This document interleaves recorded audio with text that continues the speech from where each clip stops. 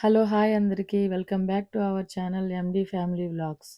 ఇవాల్టి వీడియో ఏంటంటే, అమెరికాలోని పిల్లలందరికీ వినాయక చవితి సందర్భంగా దగ్గర ఉన్న చిన్న చిన్న గుళ్ళల్లో, టెంపుల్స్‌లో ఫ్రీగా అంటే ఏ మనీ తీసుకోకుండా జస్ట్ రిజిస్టర్ చేసుకుంటే అంటే ఎంతమంది పిల్లలొస్తారు, దానిని బట్టి ఎంతైతే అంటే బంకమట్టి తీసుకురావాలి, ఎంతమంది జాయిన్ అయ్యి దీంట్లో పార్టిసిపేట్ చేస్తారు అనేసి రిజిస్టర్ జేసుకోవాలంతే. బట్ డబ్బులేం కట్టాల్సిన అవసరం లేదు.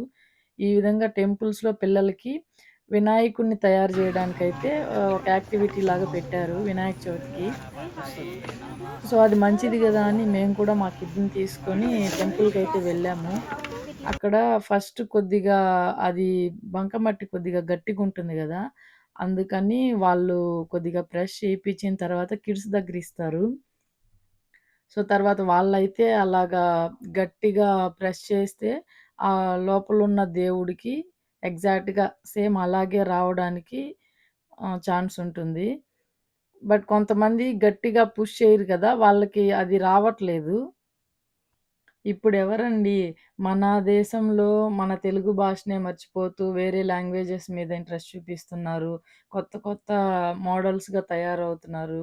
అండ్ మన తెలుగు సాంప్రదాయాల్ని కొద్దిగా మర్చిపోతున్నాం ఇప్పుడు ఇప్పుడు జనరేషన్ వాళ్ళు.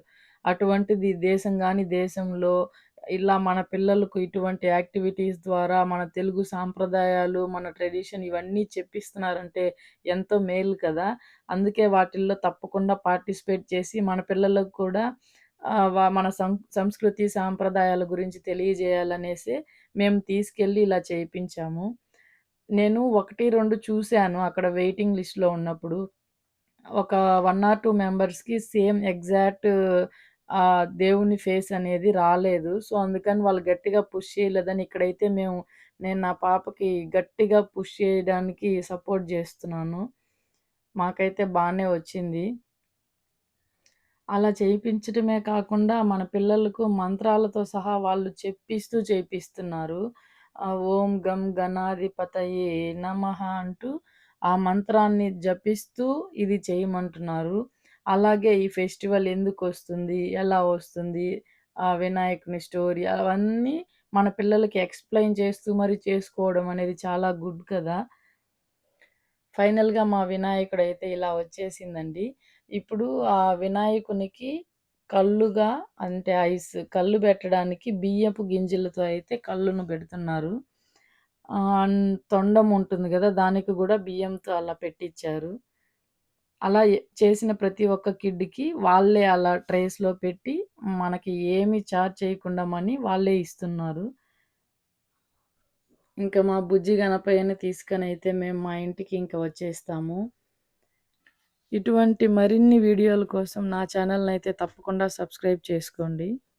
ఇంతవరకు సబ్స్క్రైబ్ చేసుకున్న వాళ్ళందరికీ నా తరపున చాలా థాంక్స్ అండి. ఆ బంకమట్టిలోని తేమ ఆరిపోకముందే కొన్ని పగుళ్ళైతే ఉంటాయి కదా! చిన్న చిన్నవి.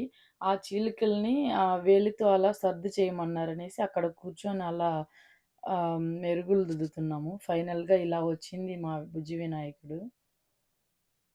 అందరికీ అడ్వాన్స్‌గా వినాయక చవితి శుభాకాంక్షలండోయ్!